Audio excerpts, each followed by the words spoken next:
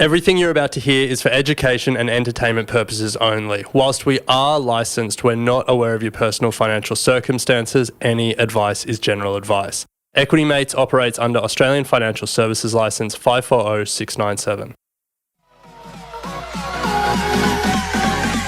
Equity Mates! I will say this about investing. Everything you do learn is cumulative. What I learned at 20 is useful. Equity. Welcome back to Equity Mates Investing, a podcast where we explore what's possible in the world of investing. If you've just joined us for the first time, a huge welcome. My name is Bryce, and today we are chatting to Meshel Laurie. To chat through it as always, I'm joined by my equity buddy Ren. How are you going? I'm good, Bryce. Excited for this one. It's a little bit of a different conversation to your standard Equity Mates. But for people who are unfamiliar, Meshel Laurie is an Australian podcaster, radio host, stand-up comedian and author. She hosts the podcast Australian True Crime, probably one of the biggest in Australia, and also Can We Be Real? And we have this conversation about how she approaches money and investing, and then also we get into the business of podcasting. Yeah, business of podcasting, self-employed, has had a pretty varied career. So we go, I guess, deep on how she thinks about money and investing and chatting to her kids about investing and also the impact of AI on podcasts, which was pretty interesting. Yeah, her production company has just released one of the first AI-voiced podcasts, Real News. Yeah. So you can hear all about that. It's interesting. Yeah, so we hope you enjoy this conversation. A little bit different, but there'll be something in there for you nonetheless.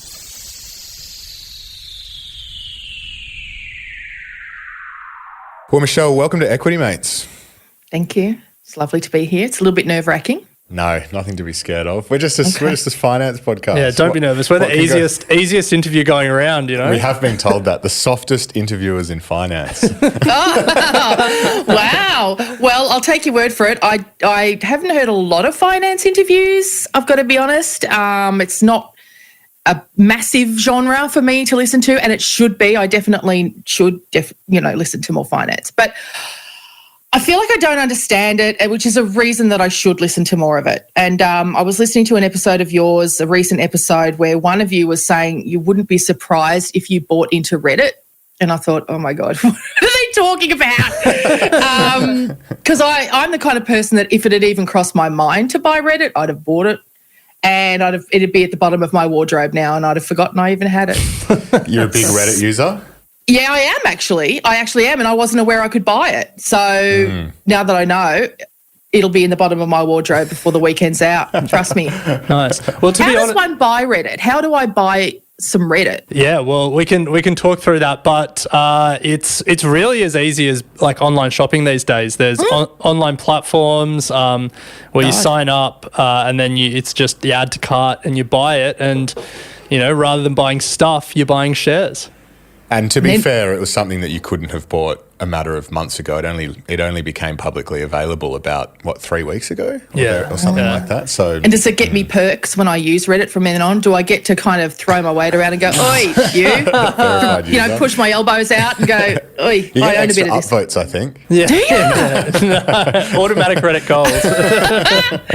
No, but this is something that we've often spoken about that companies should do. Like they should give people perks for being shareholders. Like it really build a sense of community around maybe certain shares like BHP, probably not that exciting, but more like iron ore. Yeah. But like a company like Afterpay, when it was going around, like so many people were using it, and then so many people were shareholders. Like they could have built a real community around that, but no one does it. No, and I think I'm probably ideologically opposed to the wealthier people getting more perks in life. So I probably am not in support of that idea. I would say at a glance. Even if you got extra upvotes. Yeah, even then. This is probably my entire financial problem, is that ultimately I'm not in support of people having more money. And I'm not in support of that kind of social divide. So, yeah, there are a lot of issues for me living in this living in our current time. Place. Well, I'm excited to unpack that a little bit more because I think I think we'll obviously have different perspectives on the whole thing, but I think we probably agree with more than you might think at this stage. Okay. But let's start, I guess, generally and just ask the big question. How do you think about money? Well, that's probably how I think about it. But really, I mean, it is much deeper than that. I don't like money, and I have only just realised that fairly recently through therapy. I don't know how many people you talk to who have an emotional, I think we all have an emotional feeling about money, really, whether we know it or not.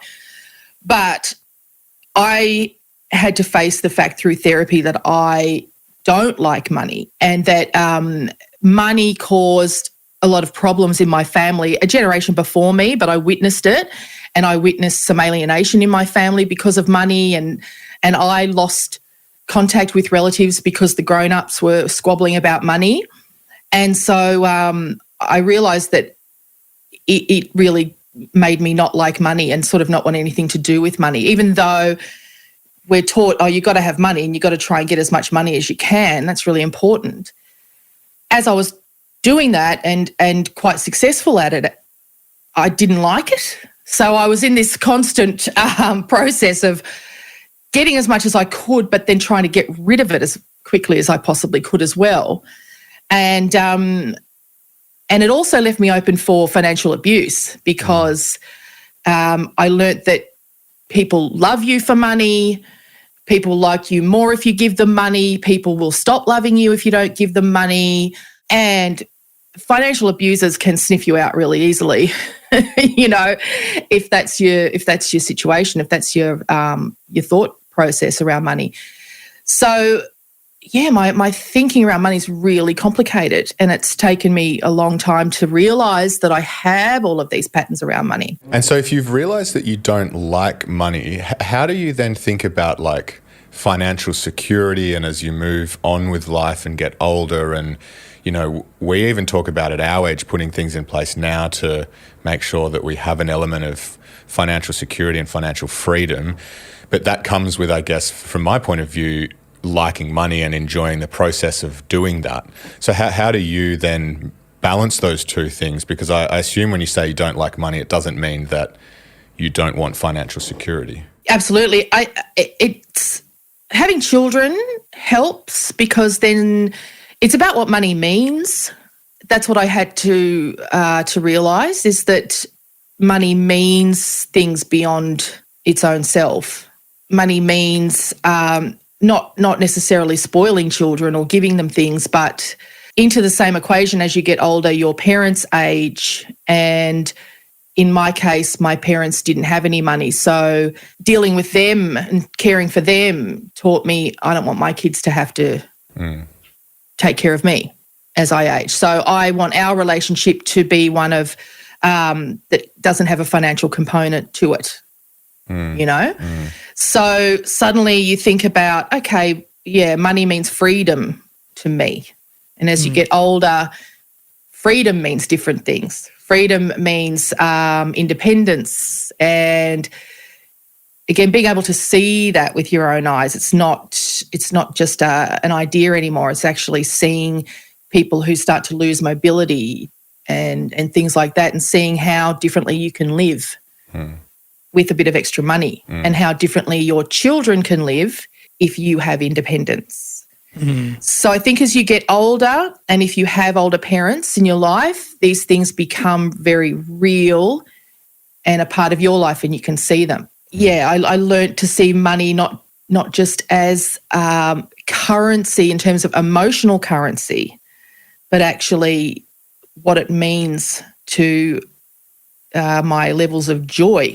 Also, you know, things like in my current life, things like pets. I love pets, and pets cost money. I think people spend more and more money on pets each year, don't they? Yeah, it's ridiculous. Crazy. Yeah. Right. Yeah. And, you know, I'm not building them a pink palace in the garden like Paris Hilton, but, you know, when but my cattle dog's getting older and he's getting a little bit, you know, a bit of pain in the hips, and I like to know that I can get him his arthritis medication, you know, and things like that. And so it's what money means to people and things I love. Yeah. Yeah, and I think that feeling isn't too far from a lot of people in the Equity Mates community who do listen to a lot of finance podcasts. Like, I'm sure there are a subset of people who, for them, money is an end in itself, and they want all the trappings of wealth. But I think for a lot of people, the reason they come to us is, one, they hate their job and they want to try and build some wealth to be able to not work that job and have some flexibility in their lives.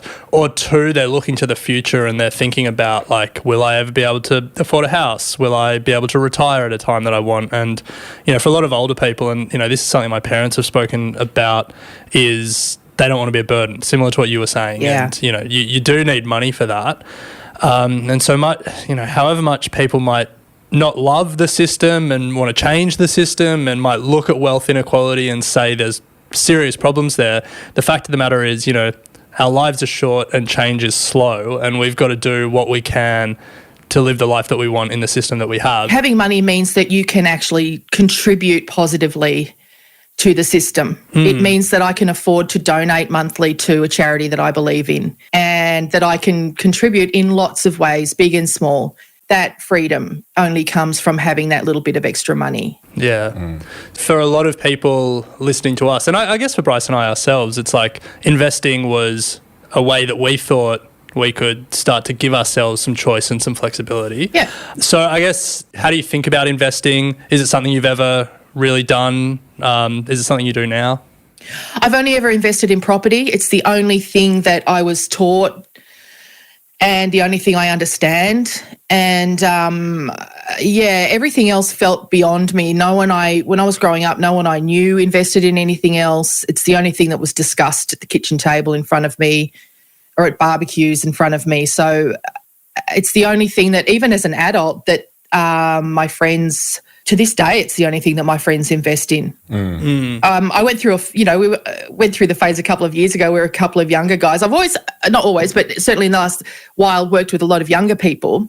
And, I've worked with a few crypto bros, and, and they've tried to get me involved. I'm like, I do not know what you are talking about. I do not understand what you're talking about. And I haven't got the brain space to even contemplate what you're talking about. I'm buying houses, man. I don't know about anything else. I just buy houses. And I know that's a really gross thing to say when most people can't afford to buy a house. But in my experience, like, I had no money until I was in my mid-30s, and then I got my first radio job. And so I went from zero to a lot of money really quickly. And I was aware that was going to be a short window. And so that was about a 15-year window of pretty high earnings. It's over now. But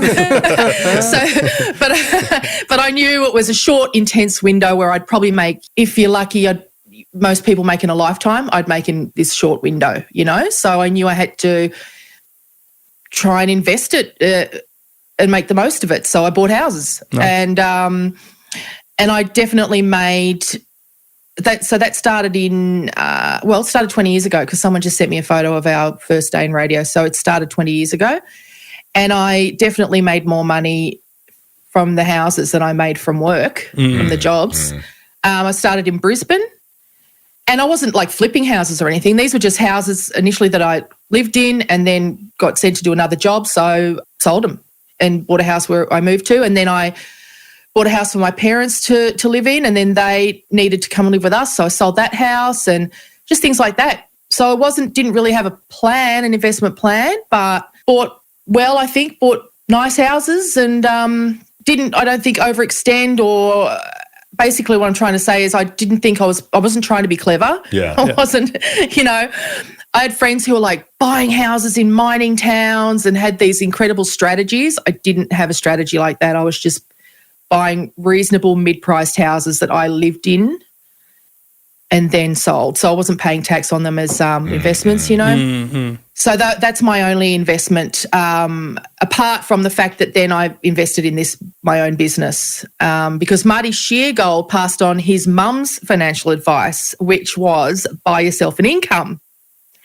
I like that. When she said it to him, she meant a Subway. Okay.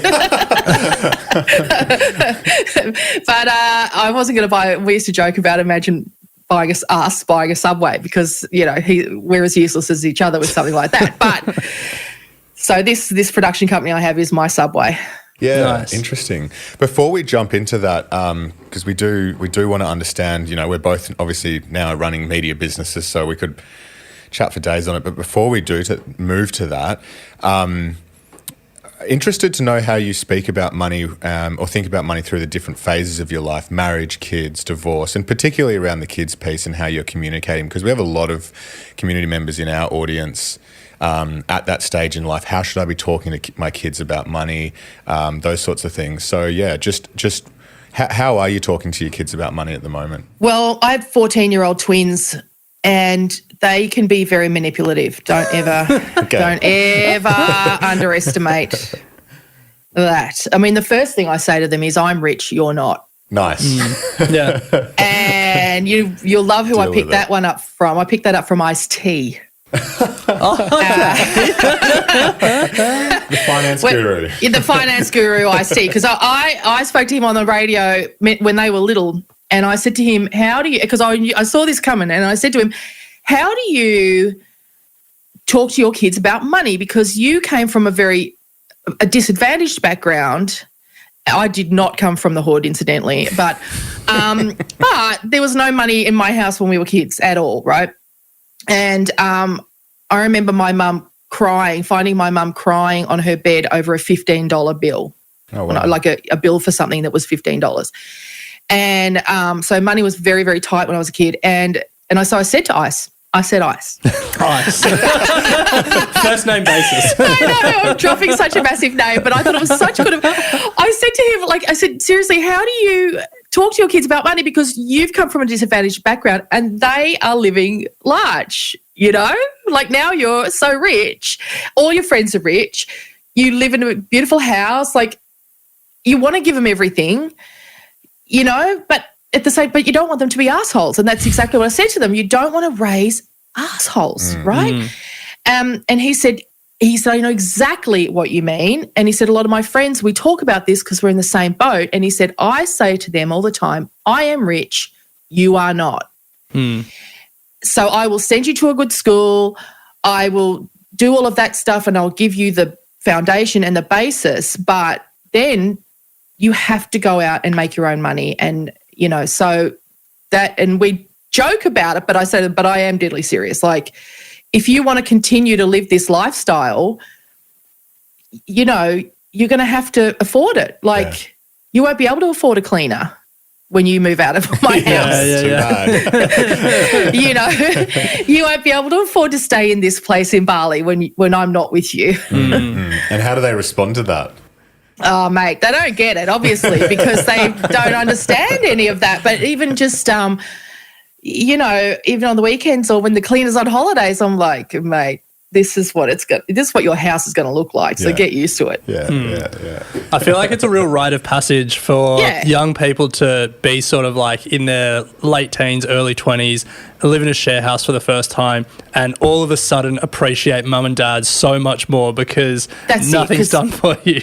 Yeah. My mum was a clean freak. We didn't have a cleaner, but mum was an absolute clean freak. And my first share house, my God. I mean, I remember a slice of tomato that sat on that bench for weeks. Yeah. I couldn't. Because no one understood that no one else was going to pick it up. Well, the good news was that Bryce was a bit of a clean freak, like always sweeping and wiping surfaces. So you knew he was going to clean it up. If there was a tomato on our bench for over a 24-hour period, I would be losing my shit. Oh, God, magic.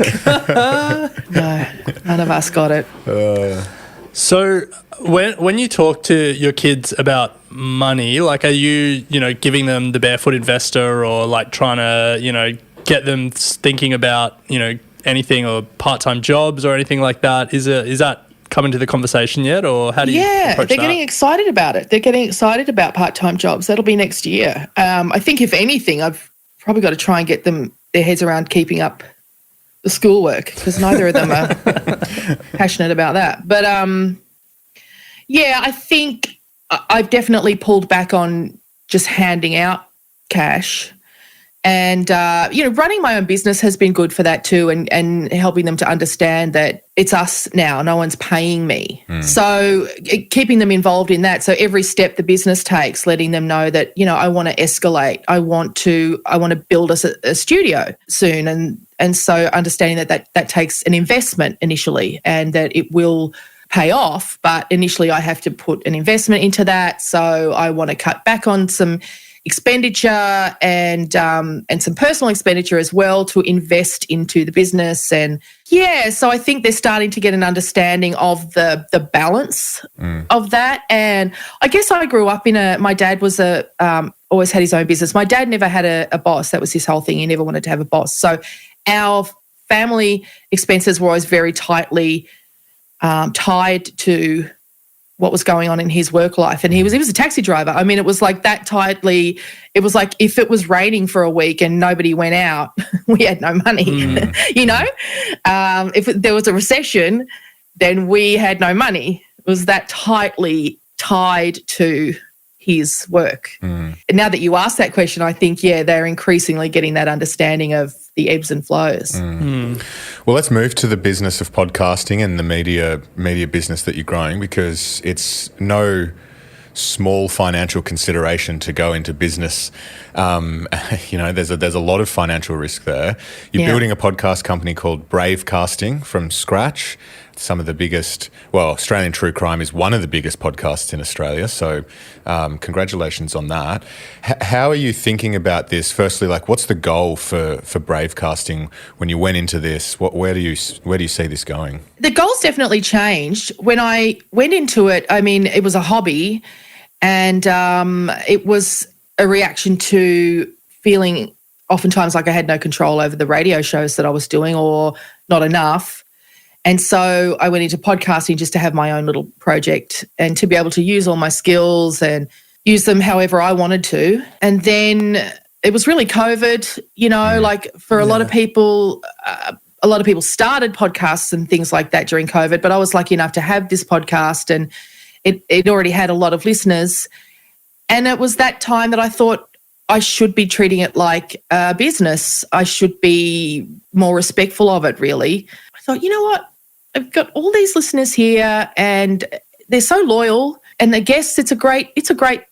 It's a great product, and I should put all of my time and energy into that. So I realised I needed to start a production company, which was scary. I didn't know how to do that.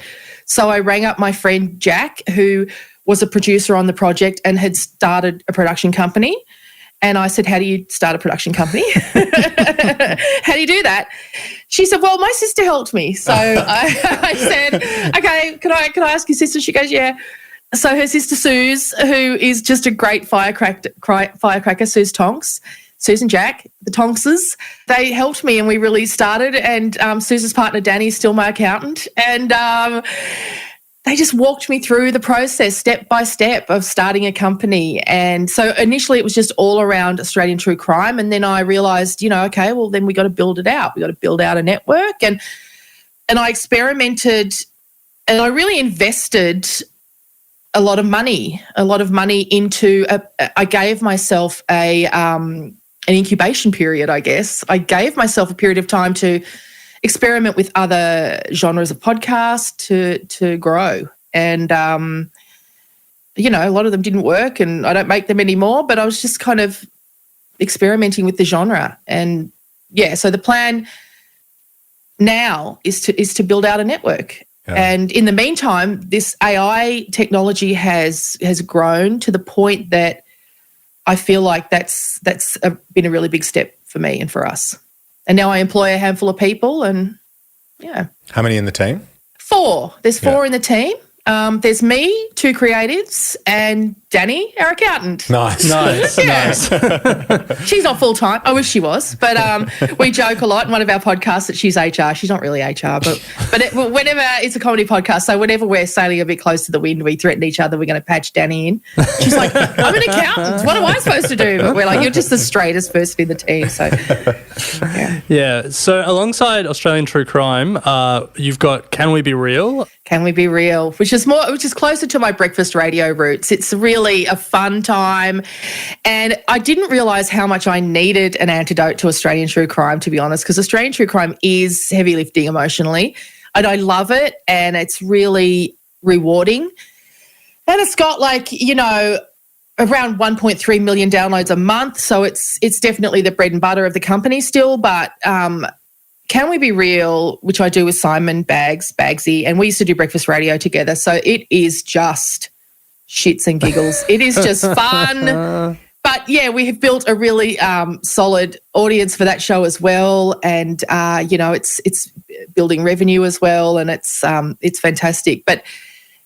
But yeah, now we've started our Real suite, starting with Real News, which is an AI show that's on every weekday, which is our voices. I always think of it as like a Willy Wonka kind of machine that we put it through. It's the news headlines, but it's AI versions of our voices, and it's been a really fun ride because when we first started it, the technology was so new, the platform we were using was so new, we sounded insane. Well, this is fascinating because I think Simon let us know that this was happening, and when I listened to it, I was like, wow, like this is alarmingly real. Oh, good. I thought you were going to say, wow, this is alarmingly Canadian. This is I mean, like, the funny thing is, for years we've spoken about AI, and Alf in our team here has tried to make Bryce and I's voice, and it's never felt quite right. Yeah. So we probably need to find out the platform you're using. But we're working with the developers. Here's the thing. It's like, to be completely honest with you, if you feed your voice into the platform, it's not going to work still at the moment, because it's really skewed towards American accents, very, very heavily. And so we just really hunkered down, whatever the word is, with the developers, and drove them crazy working on our voices. And so, yeah, it took weeks. And as you can hear, we'd already released the show while we were still working on it. So the earliest episodes sound insane. But we were I just wanted to be the first. I wanted to be the first in the world to do this, and we were. And now it sounds amazing. After hours and hours and hours of literally sitting down and reading, and putting my voice into the Willy Wonka machine,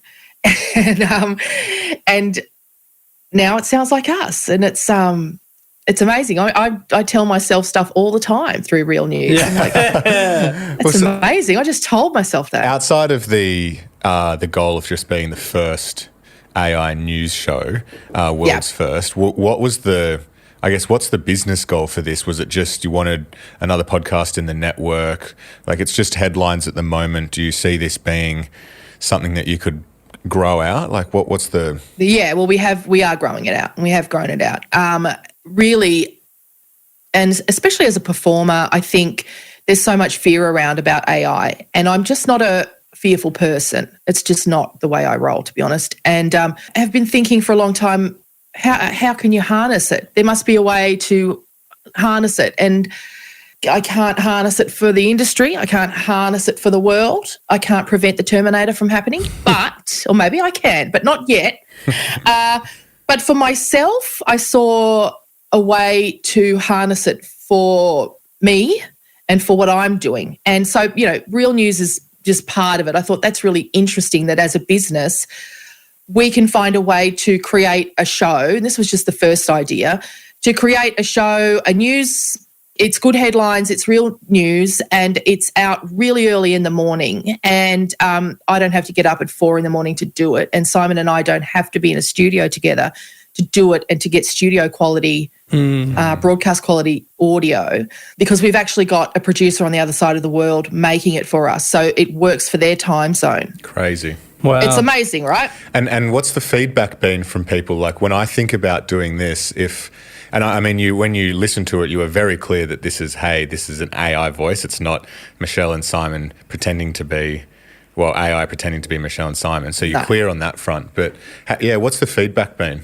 Well, it's funny. Yeah, we wanted to be very clear about that because that was part of the experiment. We wanted to hear how people coped. So now, in the last couple of days, there have been some restrictions that have been announced to say, okay, you have to announce when a show is AI. But we did it from the beginning.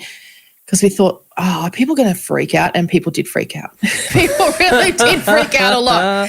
And because we ran it on the streams of our other shows to advertise it, on Australian True Crime and on Can We Be Real.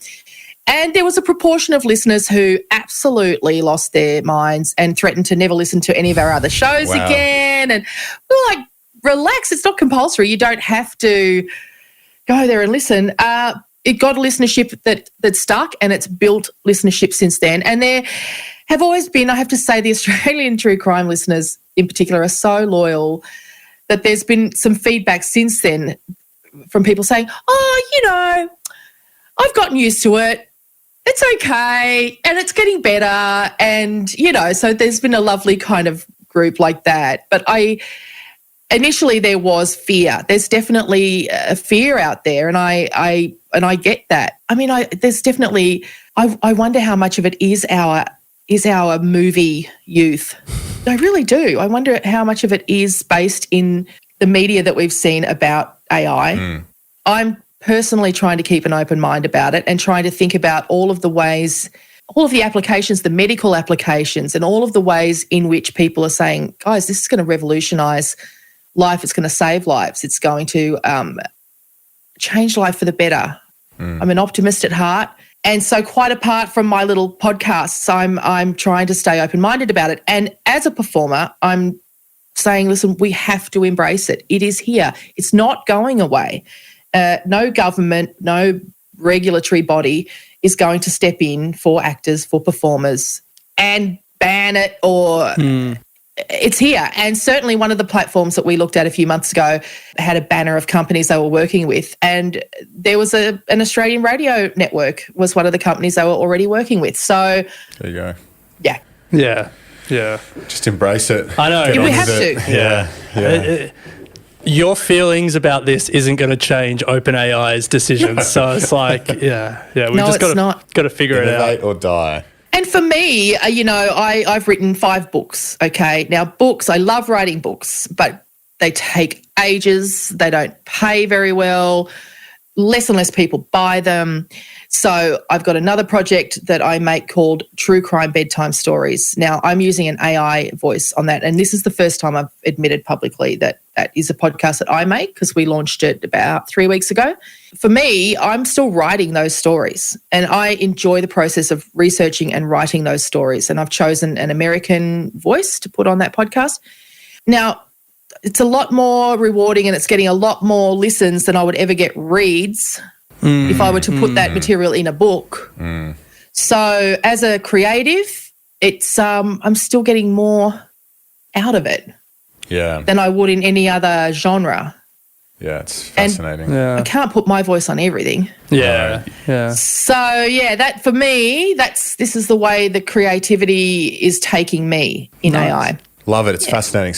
Incredible ability to scale a business without having to Can you believe? Scale the manpower. But it's unbelievable. It's just going to be like what the audience does, but it feels like there'll be podcasts. There'll be more and more AI touch points. Like there's this one company in the finance space that's trying to do AI video avatars. Yeah, Not sure the technology's quite there yet, but again, it's just like as more and more touch points happen, people will just get used to it. Yeah. And look, you can't use my voice. The platform that I'm using, that my voice is in, no one else can go in there and use it. No one can pay money to use it or anything like that. So at the moment, no one can use it to call my kids and True. do anything. True, we're not at safe word stage yet with the kids. Oh, so true. I know that's what it's going to have to be, isn't it? Yeah. People have asked me that a lot. Yeah, well, because you don't have kids, but a lot of people have asked me that. What if it rings your kids and tells them to come somewhere? And I'm like, relax. Wow. Can't do that yet. My thinking on that is like whether or not you made an AI podcast, it wasn't going to matter. Like your voice has been in the public for like 20 years. The AI is going to get good enough that they'll be able to clone it. Like Bryce and I, our voices will get cloned. Like, it's going to happen. You could record enough episodes of Spicks and Specks and paste it together to make you say something to the kids if you wanted to. Yeah. But I have to say, I mean, can I share this with you? Because I think about this a lot. The best piece of financial advice I've ever been given, and unfortunately I didn't listen, is that the most important decision you'll ever make in your financial life is whether or not to marry someone. Have you heard that before? Yes. Yeah, right? Yeah. And I just can't reiterate that enough, that the most expensive decisions I've ever made were relationships. And I know that I have this particular thing, you know, that I am a bit prone to financial abuse, but I just can't. I really now understand the whole prenup thing. I really understand that idea of, you know, I know your relationship's probably never going to end, but the value of talking and thinking about how things are going to end way before they do. And I think that thinking about that and thinking about your parents as well, and speaking honestly, openly and often with your siblings about your parents long before it ever comes to the crunch is really, really important, because aged cares, even though we've got such a good system here in Australia and we're very lucky, it's still, it can cripple you. It can bankrupt you, and relationships can bankrupt you. So, yeah, for young people who are yet to embark on those things, and for young people whose parents are still young and, you know, whirling around the place and playing golf, and you think, gosh, they're never going to cost me anything. It comes around so fast. Well, some good advice and thought starters to finish there, Meshel. For the Equity Mates community listening at home, if you'd like to check out an AI-voiced podcast, listen to Real News. Otherwise, of course, check out Australian True Crime and Can We Be Real? But Meshel, thank you so much for taking the time to join us on Equity Mates, a conversation that I've really enjoyed and covered some topics we don't often speak a lot about on the show. So thank you very much. Thank you. You have been listening to an Equity Mates Media production. In the spirit of reconciliation, Equity Mates Media acknowledges the traditional custodians of country throughout Australia and their connections to land, sea and community. We pay our respects to their elders past and present and extend that respect to all Aboriginal and Torres Strait Islander peoples today. This podcast is intended for education and entertainment purposes. Any advice is general advice only and has not taken into account your personal financial circumstances, needs, or objectives. Before acting on general advice, you should consider if it is relevant to your needs and read the relevant product disclosure statement. And if you're unsure, please speak to a financial professional. The hosts of this podcast and their guests may have positions in the companies mentioned. Equity Mates Media operates under an Australian Financial Services Licence 540697.